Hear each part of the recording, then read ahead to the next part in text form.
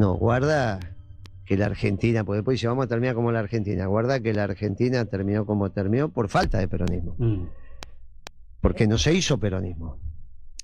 Cuando la Argentina se hizo peronismo, el país crecía a tasa china, la década ganada. Lo dejo para que usted se desplaye y le comente al pueblo cuál es el plan económico peronista que va a traer un bienestar a su futuro. Primero, muchas gracias por la invitación. Encantador tu editorial. Te estaba escuchando atentamente. Así que estamos en sintonía.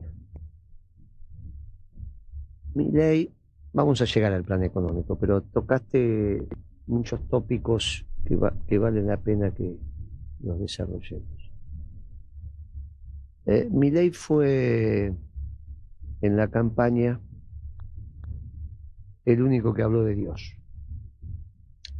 Si bien nosotros los peronistas somos una doctrina que se basa en los principios y los valores de la creación, y somos hombres y mujeres de la creación. En la última campaña no hicimos referencia, no hicimos mención a Dios. Si Dios lo permite, si Dios quiere, que tengas un buen día si Dios lo quiere, si Dios lo permite, gracias a Dios. ¿Cómo te fue? Gracias a Dios. Se dejó de hablar en estos términos. Milei hizo mención, y muchos de los nuestros, sobre todo mayores, pensaron que si alguien habla de Dios tiene que ser una buena persona. Milei habló mal, piensa mal, y habló mal cuando menciona lo de las necesidades infinitas y los recursos finitos, porque él lo completa con un desorden conceptual, porque te hace prestar atención a vos que lo infinito no puede machear con lo finito, no se emparda. Si algo es infinito y otra cosa es finita, no se emparda. Milei aplica una teología errada, pensando que Dios es la primera persona del singular y Dios es nosotros. Nos creó, somos hijos, somos hechos hijos a semejanza de Dios, somos hijos de Dios todos. Y Dios también creó en nosotros.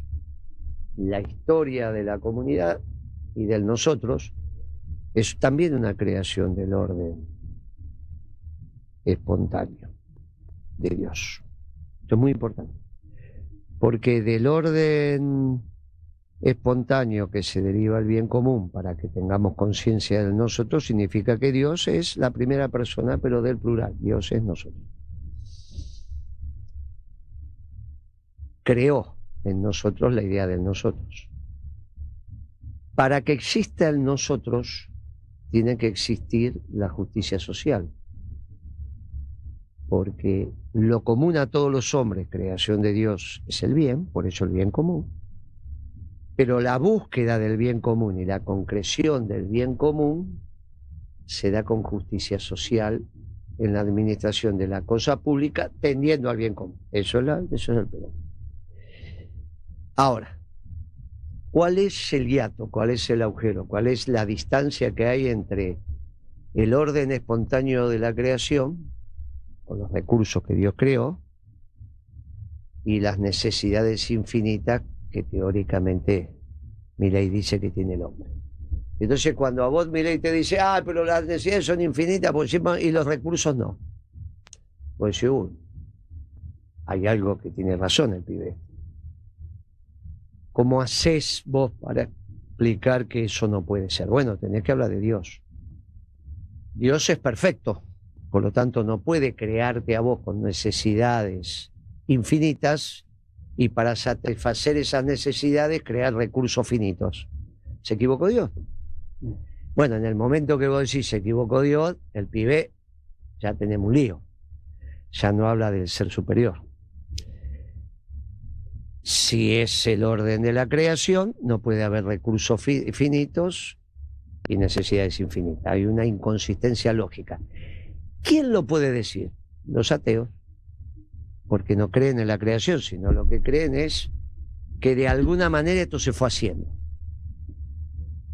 Ayer escuché una científica argentina explicar que no le puso la partícula de Dios a lo que se llama la partícula de Dios, tiene otro nombre, pero es lo que transforma energía en masa. Y a partir de la masa de esa partícula se pueden ir uniendo y conformando electrones, los protones, los neutrones, el átomo, después la molécula y después todo lo demás. Bien, perfecto. ¿Estará Dios ahí o no? No importa. Nosotros creemos que todo eso tiene el origen en Dios. La distancia es el pecado. Por eso, entre aquel mundo y este mundo, lo que existió fue el pecado original. De ese pecado original quizás vengan lo que Milei llama las necesidades infinitas. O quizá el hombre no tenga necesidades infinitas y es una tontería de Milei. Porque si no tienen eso, no tienen necesidades infinitas. Y si las necesidades también son finitas, la justicia social resuelve esos problemas.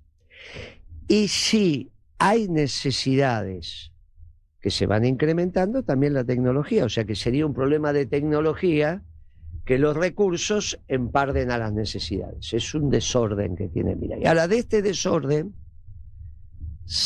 nosotros debemos explicar la justicia social. Porque es lo que él dice que es es una concreción del demonio, del ángel caído, como lo quiera llamar, o de la envidia. Y la verdad que no, porque es la posibilidad que siga existiendo en nosotros. La justicia social es lo que permite que haya diálogo entre los ricos y los pobres. En algo, nosotros no tenemos problema con que haya ricos, tenemos problema con que haya pobres. Todos los ricos, que sean todos los ricos que quieran. Lo que tenemos que nosotros trabajar para que no haya pobres. Por lo tanto, la justicia social es la que tiene que garantizar que las necesidades básicas, como se llamaban antes, estén satisfechas y por lo tanto no exista la pobreza. Después, cada uno de acuerdo a su esfuerzo, su actitud, ¿está bien?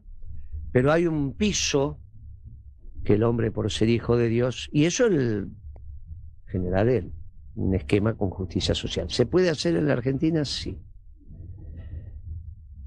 ¿Se discutió al interior del peronismo si el concepto era adecuado por los tiempos? Sí. Por eso los desórdenes doctrinarios que hubo en los últimos años. Porque los principios no se discuten, son permanentes. Pero bueno, hubo desorden. Entró en discusión y llegaste al punto que ni siquiera se hablaba de Dios. ¿Cómo se avanza hacia la justicia social? Bueno, lo primero que tenés que resolver es que después que compres tus alimentos para abastecer a tu familia, te sobre plata. Bueno. Desde tus ingresos. Si tus ingresos, los ingresos populares, que es de lo que estamos hablando, jubilaciones, pensiones, sueldos y salarios. Si después que compras la comida, no te queda nada, tenemos un lío. Porque tus necesidades no son solo de alimentos, educaciones, recreaciones, vacaciones, es una casa, es un montón de cosas. Bueno, entonces te tiene que sobrar. La manera que te sobre o que no te sobre es el precio de los alimentos, porque finalmente si a vos te aumentan el salario y te aumentan los alimentos, estás en la misma. Entonces, tenemos que hablar en términos relativos. La proporción entre los ingresos populares y lo que gastás en alimentos básicos. ¿Y qué son alimentos básicos? Y hay un conocimiento natural. Vos no me estás pidiendo a mí el queso brie, ni el gruyère, me estás pidiendo queso fresco, queso de rallado. Leche. Bueno, me estás pidiendo asado, no me pedís. Yo digo alimentos básicos, a vos te viene. Sí, la mente cualquiera. O sea, vos sabés lo que está. No, a nadie te pide que todos los días tengas 5 litros de aceite de oliva. Estás pidiendo que tengas un aceite mezcla que te dure. ¿Está bien? Muchachos, sabemos lo que son los alimentos básicos. Cuando esos alimentos básicos tienen un precio, que una vez que los compras y alimentas tu familia por el periodo que corresponde hasta que volvés a cobrar, mensual, semanal, quincenal, lo que fuera. Bueno, entonces te sobra. Y cuando te sobra, alimentás el mercado interno con tu compra. O sea que el mercado interno es todo lo que compras después que compraste la comida. ¿Está bien? De la comida no la puedes dejar de comprar. No. Entonces eso, ¿qué es el mercado interno? Todo lo que consumís después que compraste la comida. Es muy importante decir, no, la comida es el mercado interno. Sí, sí, claro que también es el mercado interno, pero hay muchas otras cosas, ¿no? Que van solo los que fabrican y los que venden comida. Eso no es el mercado interno. Un peluquero es mercado interno, un cine es mercado interno. Un hotel de recreación es mercado interno. La cota del auto es mercado interno. Ponerle un chirimbolo a tu casa es mercado interno. Todo eso es después que comiste. Entonces, es muy relevante que resuelvas el tema del precio de la comida. Para eso hay que considerar que ahora más, cuando nosotros hicimos el estudio era del 50%, pero ahora más del 50% se hace sobre tierra alquilada. Cuando vos compras el litro de leche, no solo pagás la ganancia del productor, de la leche como leche cruda, de la usina, que es la leche cruda transformada en derivados o comible por vos en la esquina de tu casa, en un sachet, todo eso es un proceso. Sino que estás pagando también el alquiler de la tierra que alquila el productor. Y ahí empezamos a tener problemas porque eso es una originalidad de la Argentina. Usted dice de la ley de arrendamiento. La ley de arrendamiento te permite... ¿Qué es? Porque el pueblo quizás no sabe. ¿Qué es arrendamiento? ¿Qué significa?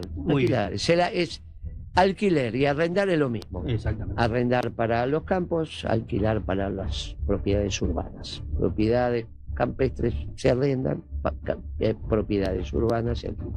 Estamos hablando de ley de arrendamiento, o sea, una ley que regule el precio que puede cobrar el dueño de la tierra al productor.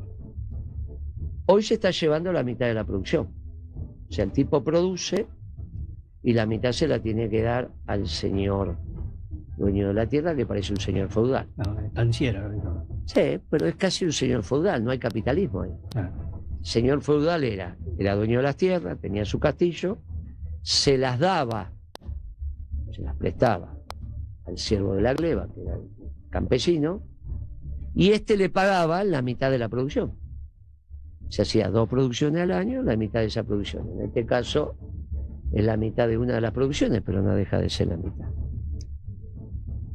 Si vos tenés 4.000 kilos de soja en una hectárea en la zona núcleo, 2.000 van para el dueño. Con los otros 2.000 tenés que pagar todo lo demás. Y si esa soja, si en vez de haber soja o maíz hay vaca, también te pasa lo mismo con la leche. Entonces, hay una relación entre lo producido, después se arma una proporción entre lo que ganaría si ese campo es soja y tengo que ganar lo mismo si te lo doy para vaca, porque es tu problema que hagas soja, que tengas vaca y no soja, ¿está bien? Claro. O sea que al dueño de la vaca que hace sobre terreno alquilado, también le aumenta porque el rendimiento te lo plantea el maíz, la soja, en general es la soja. Y entonces, no es que vos decís, no, pero yo no hago soja, hago leche, entonces, no, yo tengo el campo. Hace soja y si no, déjamelo para alguien que haga soja. ¿Está bien? Y si no, pagame lo mismo. Bueno, listo, te pago lo mismo. Entonces, algo que empezó allá, empezó este proceso de este tipo de relaciones, también cuando la soja se dispara, está bien que tienen que ver ahí cuando los Estados Unidos empieza a incentivar, transformar el aceite crudo, de girasol, de maíz, en biocombustibles. Entonces ahí pega ese pico que se llegó a 645 dólares. 600 dólares. Ahora, vos cuando le bajás el costo de producción al productor, porque le bajás el precio al alquiler, podés aumentar las retenciones para hacerte de los recursos para honrar los compromisos de la deuda. Ahora, las retenciones son solo para hacerte de recursos. Después vemos qué hacemos con la sociedad rural. Son solo para obtener recursos, no. También te desalinea el precio internacional de la leche del precio local.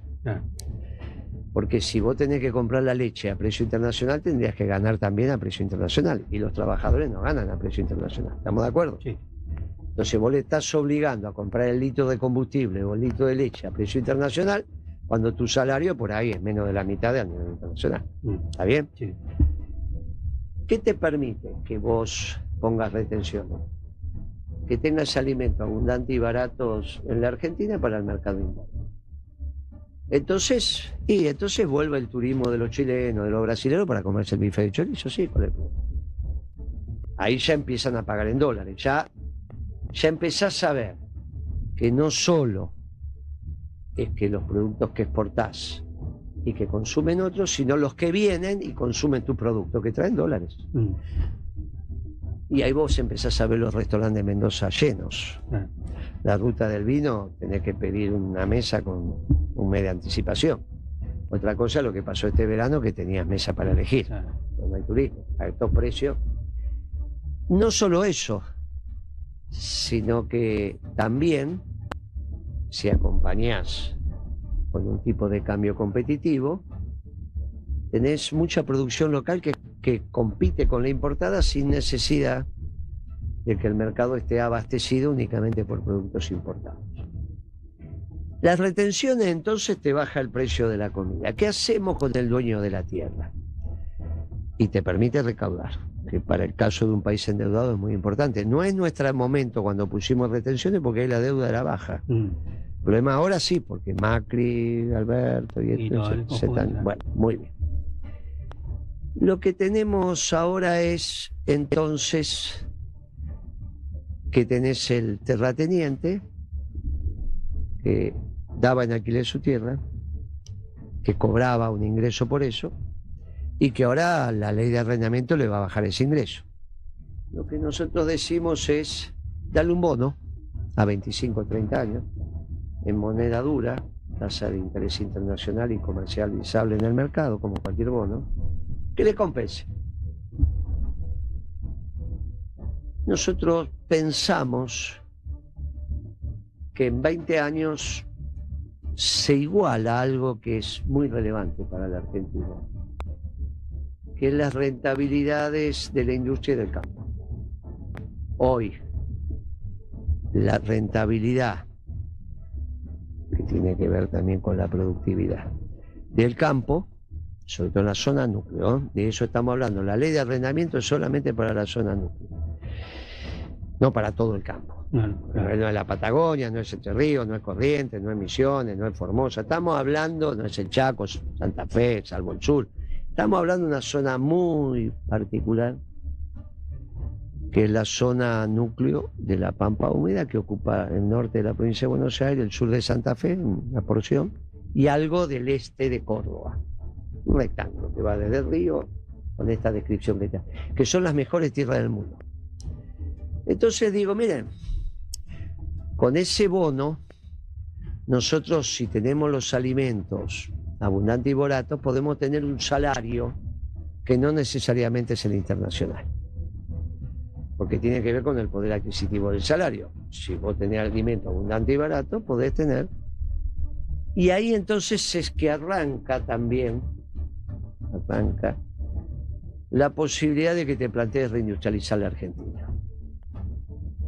Lo que pasa es que falta otro elemento para aumentar la rentabilidad de la manufactura, que es el precio de un insumo crítico como es la energía. Tal cual.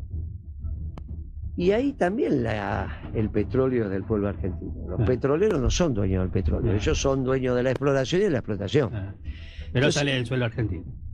Petróleo de los Hace poco se descubrió que hay oro, plata, cobre en La Rioja y en Mendoza.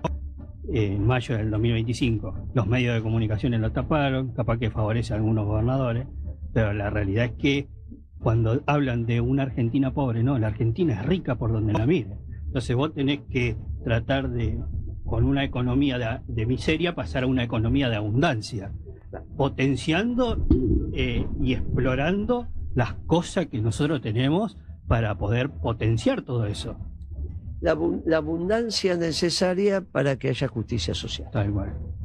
No es necesario un excedente que simplemente se adquiera para tener. El otro día nosotros participamos de una charla con Delfina Rossi, donde el título era Conducir al capital. Muchas veces dentro del peronismo hay ese dilema, si conducir al capital o combatirlo. Uno, para conducir al capital, la política tiene que conducir al capital en una economía pensando para el pueblo, que beneficie al pueblo, con dirigentes que sientan la Argentina y que tengan la bandera argentina en el pecho y en el escritorio, para tomar las medidas económicas que beneficien al pueblo.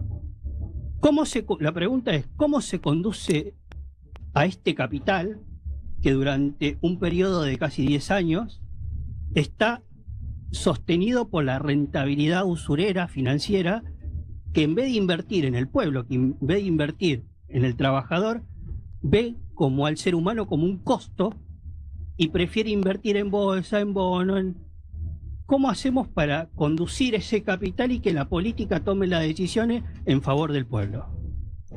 Viste que en esa misma presentación definimos con precisión qué es el capital. Que quizás no sea la plata. Pasa que estamos acostumbrados por la influencia del marxismo y de los banqueros a pensar que el capital es la plata. La plata lo que te permite es que vos, que tenés un determinado trabajo prestando un servicio, vayas al peluquero y le cortes el pelo. Te cortes el pelo porque a vos te pagan con plata y el peluquero recibe esa plata.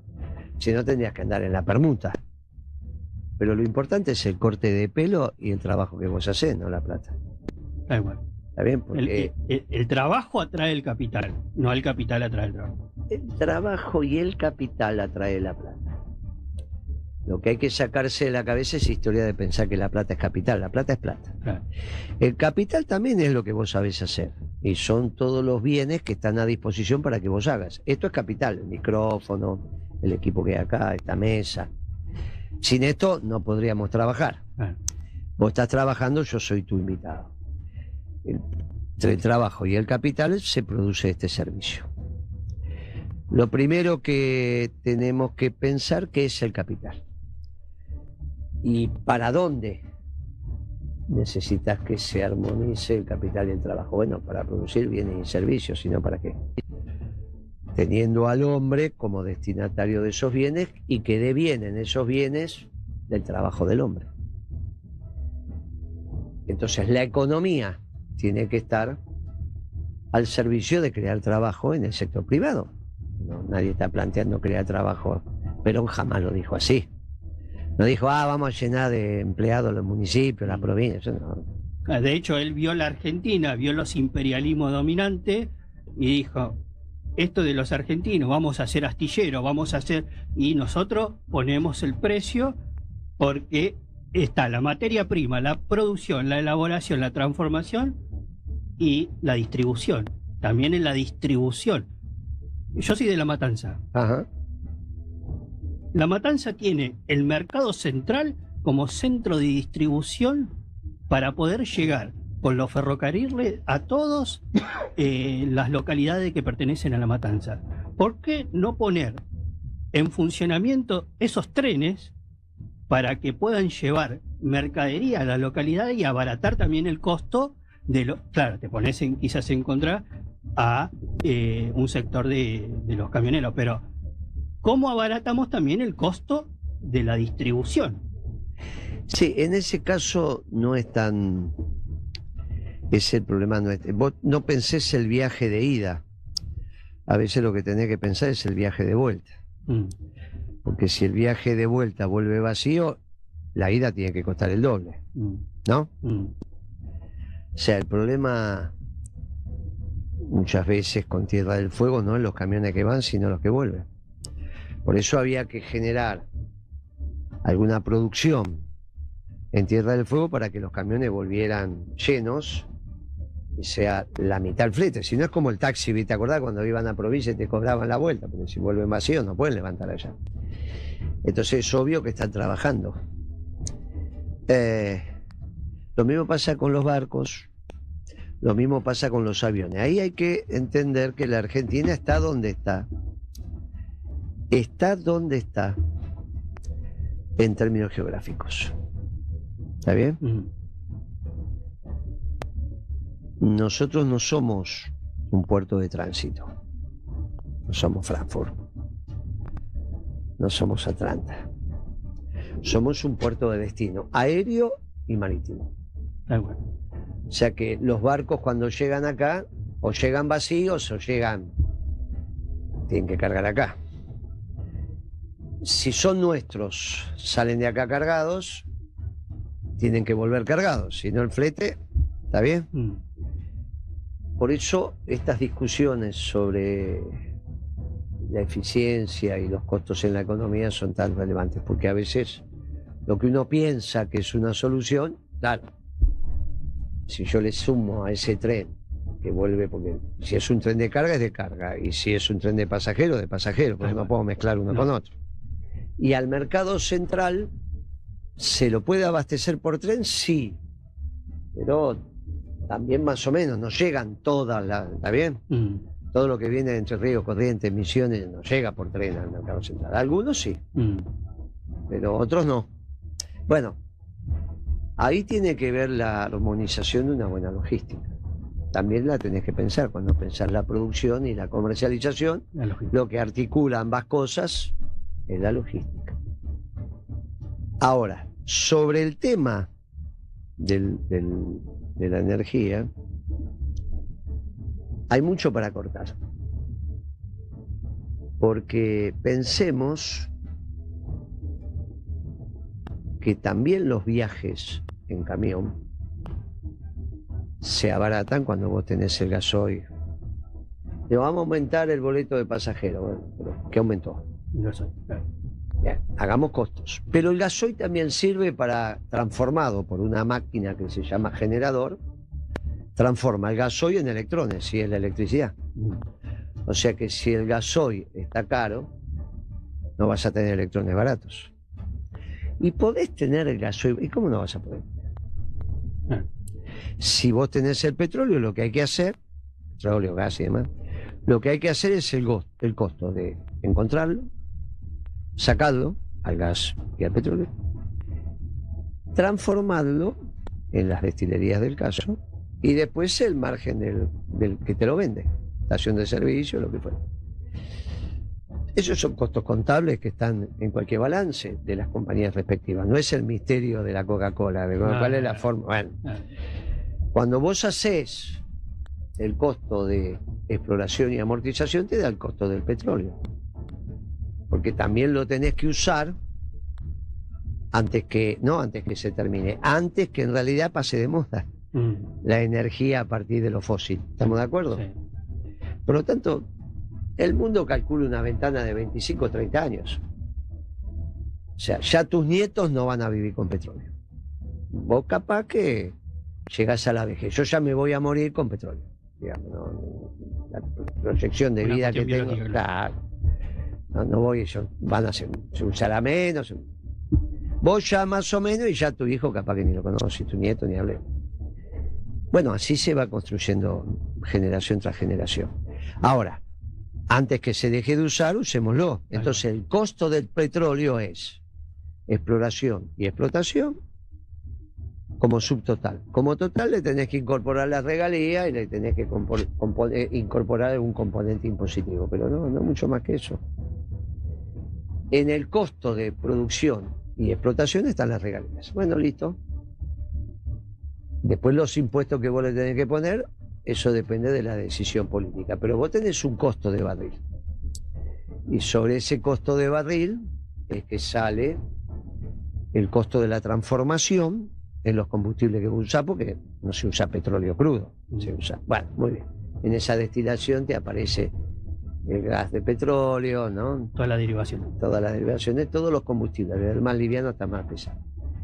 No es difícil.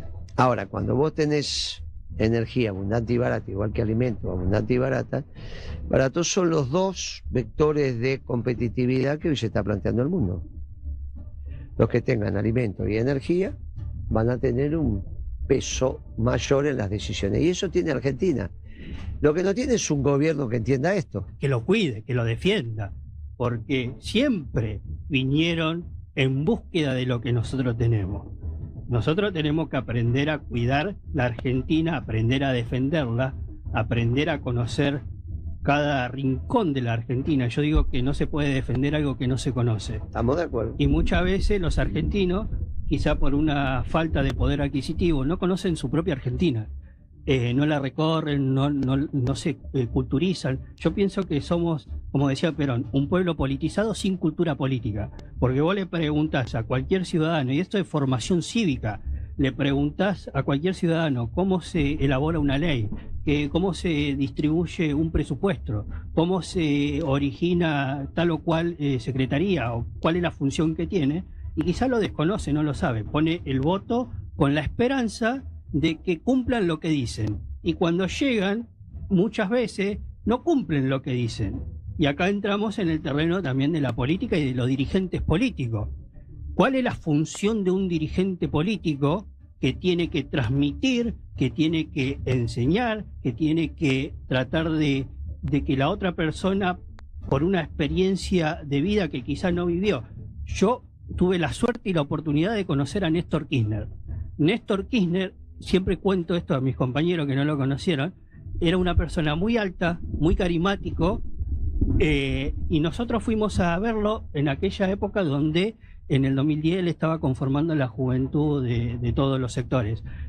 Nosotros fuimos como representantes de la Juventud Peronista de La Matanza. Yo antes militaba en la Juventud Peronista de La Matanza, habíamos ido con María Laura, con Tiranelli, con todos esos compañeros, y él nos escuchó, después nos orientó, nos planteó objetivos, y a lo último es una frase que siempre me quedó, ¿no? La frase de él al terminar, era en junio por ahí, por esa época, después un par de meses más, lamentablemente sucedió lo que sucedió. Sí, mayo, junio, abril, mayo, junio. Y nos dice, cuiden a Cristina.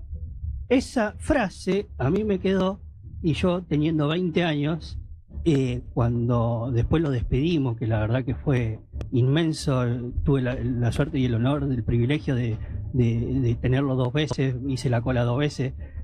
Muchos dicen que es fanatismo, yo pienso que es pasión. Claro. Y uno honra eso que él mencionó.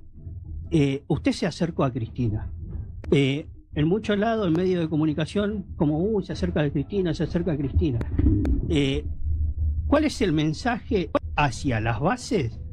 Porque uno entiende que el mayor acto revolucionario que puede hacer un ciudadano en una actitud democrática es el voto. ¿Cuál es el mensaje a aquellos ciudadanos para que estén convencidos de que con el voto se puede mejorar esto? Siempre el peronismo planteó que esta democracia es del sistema demoliberal burgués.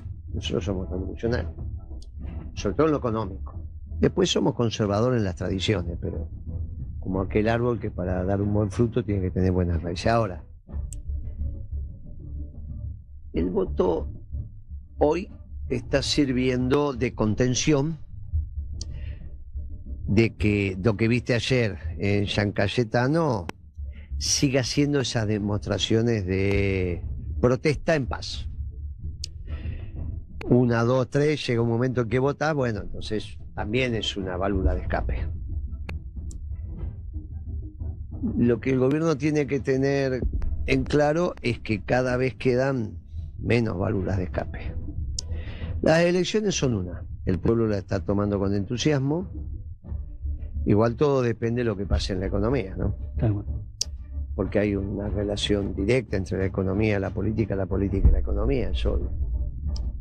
El gobierno, si le va bien la economía, aumenta su popularidad, si le va mal, la va perdiendo, y eso, las consecuencias que trae son consecuencias, al estar inmersas en una tremenda supercrisis económica, graves. Graves, incluso podemos empezar a hablar en términos de disolución nacional, ¿no? Ya en su momento Tierra del Fuego lo planteaba, el Norte Grande lo planteaba, hace poco lo acaba de plantear Mendoza. Bueno, todas esas situaciones se fueron allanando, pero siguen dando vuelta. te podría decir, ¿por qué yo me tengo que hacer cargo de los pobres del Gran Buenos Aires? Está en el Gran Buenos Aires, está acá, porque toda la Argentina, ¿está bien? Entonces, el voto es muy importante, teniendo en claro que no es el fin, es un instrumento para completar poderes, no sobre todo que se elige de este método, que son los diputados y los senadores. Quizás haya un método mejor, yo por ahora no lo conozco, y te digo, el peronismo va a ganar las elecciones, porque con esta situación económica que hay, la va a ganar. Es impensable que el peronismo no las gane, está preparado. Y tenemos unos libros que orientan, porque después dice, de ese vino el plan de gobierno. Este es el programa económico, el otro es el plan de gobierno. En el plan de gobierno también se toma a cuenta el contexto internacional. Hay un capítulo dedicado al programa económico y hay otros capítulos dedicados al resto de las áreas que no son más que 8 ministerios. Con 8 ministerios conducir la Argentina, siempre fue así. Donde quizás el ministerio más importante de arranque es economía, porque tenés que ordenar las cosas, pero es el ministerio, es un ministerio que tiene que armar comunidad en el pueblo. Se llama Ministerio de la Comunidad. Tiene que prohijar que el pueblo vuelva a sentirse protegido por la comunidad y no hostigado por la comunidad. Y eso se imbrica naturalmente con la seguridad, porque los abuelos no se sienten protegidos por la comunidad. Bueno, parte de la seguridad no porque tenga el mando de la policía, sino es volver a construir comunidad. Che, le da la leche al nene que tengo que ir a tal lugar, sí, dale, yo se la traigo a casa. Así, yo tomaba la leche en la casa de un vecino y otra vez otro nene venía a tomar la leche, ¿está bien? Si viajás, dale la leche. Después le traes una factura, algo, siempre le das un premio. En ese momento, darle la leche a un niño no era costoso, era como fundamental. Era como darle el saludo. Sí. No, está bien. No, de repente, dar una merienda se transforma en un costo que lo tenés que pensar. En un privilegio casi prácticamente. Bueno, lo tenés que pensar. Bueno, yo soy de la época que una docena de facturas y del diario era la salida del domingo a la mañana de la ama de casa, del varón, para ir a hacer la compra. Mientras la casa se ponía en marcha, traía las pastas, la docena de facturas, el pan y el diario.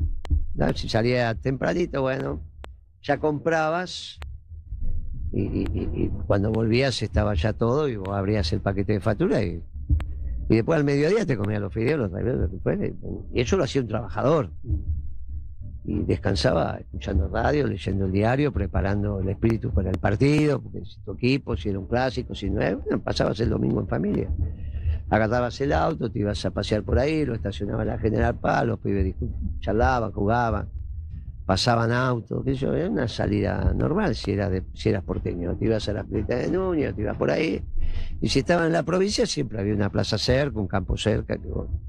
Pero eso era común ver a la familia ahí, incluso haciendo el asado a la vera de la General Paz. Estoy hablando de una General Paz con menos tránsito, era más angosta, pero era una salida. De hecho, en mi generación yo pude disfrutar jugar en la calle tranquilamente a la pelota. Ahora no se puede. Y lo que veo mucho que hay que solucionar de manera urgente y me preocupa a mí, sinceramente, es la salud psíquica y mental de las personas. Sí. Uno se va para los kilómetros y ves a todos los adolescentes jóvenes que están así, que no pueden. Y vos, para formar una sociedad, yo siempre hablo de una sociedad, de una comunidad organizada y sana, donde tenga fuerzas y donde tenga ánimo, una proyección a futuro. Sí, claro. Y lo que no se ve en estos 10 años es esa proyección a futuro. ¿Qué certeza le da a usted como dirigente político, como exfuncionario, a esos jóvenes que están desorientados, que el peronismo le va a dar la certeza de tener un futuro estable? Mirá, fundamentalmente, ahí lo que vos cuando hiciste el gesto de cómo estaban los pibes, tenía que ver con la influencia del Paco o alguna otra. Eso hay que terminar. A nadie se le ocurre que Mastelones te iba a vender leche envenenada. Bueno, no pueden. Se sabe que 6 meses de Paco a determinada edad le destruye la cabeza a los pibes. Bueno, eso hay que terminar. Y eso lo tiene que terminar el presidente. Poniéndolo, ni el gobernador, ni el intendente, ni el jefe de policía, ni un juez, ni un fiscal. El presidente. El presidente es el único que puede llamar a la Corte Suprema y decir, mire, hay un juez, hay un fiscal. El único que puede llamar a la Corte Suprema Provincial y decir, mire, hay un juez, hay un fiscal. Vos viste que el delito del narco depende de la envergadura, es federal o es provincial. Que fue un error eso, pasarle a la provincia ese tipo de delitos, porque... Pero se lo pasaron, y bueno, le pasamos los días. No, macana, porque ahí hay todo un esquema de distribución. Por lo tanto, el delito, sea provincial o federal, o como esté, en cabeza del presidente, firmando los convenios y el presidente yendo a los lugares donde tiene que ir, en este caso en Nordelta. ¿Cuántas familias puede haber narcos? ¿Cuántas? Contado con lo de la... Bueno, entonces, muchachos, que no las conocen, no jodas. Tirás un poquito del violín y... Ya está. Entonces, resolvés el tema de la producción y resolvés también el tema del blanqueo. Porque en realidad cuando vos le cortás el circuito del dinero, nadie te tira 400 kilos de marihuana y firmás el remito, ¿no? Una avioneta viene, tira marihuana, ¿cómo? ¿Quién la recoge? ¿Quién paga? ¿Cómo te la dan a pagar? Che, mandame una camioneta a cualquiera. ¿O se conocen? Obviamente que se conocen. Bueno, le da cuenta corriente a cualquiera, ¿no? Bueno, muchacho, es muy fácil. Es voluntad. Ahora, tenemos que tener presente que el Ministerio de la Comunidad se va a tener que ocupar del síndrome de abstinencia. A los 3-4 días que vos cortaste... Ahí tenés a... ¿Está bien? Muchas veces la política no ha resuelto esto porque no sabe qué hacer con ese síndrome. No estás hablando de 50 pibes, ¿eh? No estás hablando de una granja, estás hablando de 250.000 pibes y pibas en el aglomerado de Buenos Aires. Esto es capital y los 24 distritos, que tenés 250.000 pibes que toman varias dosis por día. Son 3 canchas de River o más, completas. Esto tiene que ser un operativo masivo. Tiene que ser un operativo como hiciste la vacunación del COVID. No es cualquier operativo. No. La sociedad se tiene que hacer cargo de sus niños que en realidad tienen una enfermedad. Y tiene que ser así, porque la otra solución es la norteamericana, que lo que hacen es proveerle la droga pensando que se van a morir en algún momento, en general héroes de guerra, tipos que participaron en guerras, y que ellos tomaron la decisión de proveerle. Por eso cuando hablan de la DEA, en acuerdos con... Sí, la que podía entrar. Mandás más, dunga. Pero no mandes. Bueno, nosotros tenemos que recuperar esos muchachos y esas muchachas. Se pasó el programa volando. Me quedaría horas y horas charlando y escuchando. Otro día venimos, ahí ya vi los gestos, estoy acostumbrado a estos gestos, así que estamos en el horario. Un mensaje final para el pueblo que espera que los dirigentes se ocupen de su situación. El peronismo resolvió cuál va a ser su modelo de desarrollo, va a ser con producción y trabajo. Y va a poner la economía al servicio del hombre que tiene voluntad de trabajar, no todos tienen por qué tenerla. Pero todo aquel que tenga voluntad de trabajar, que es lo que pasó ayer en San Cayetano, lo que pedían era trabajo, la política económica tiene que estar en esa dirección. Estuvimos explicando por qué los alimentos abundantes y baratos, los alimentos básicos, por qué la energía abundante y barata. Porque una garantiza la rentabilidad empresaria, esta última, y la otra garantiza el mercado interno, abastecido por producción local, que es lo que hace Trump. Pero resulta que lo que hace Trump es lo que hicimos hace 15 años atrás, o más. Empezamos en el 2006, en el 2007 a administrar. Nos decían que éramos el pasado y terminamos siendo el futuro. Y te vuelvo a decirlo como empezamos. Hoy salió un tuit de un ex secretario del Tesoro diciendo, pero este Trump se parecía a Perón.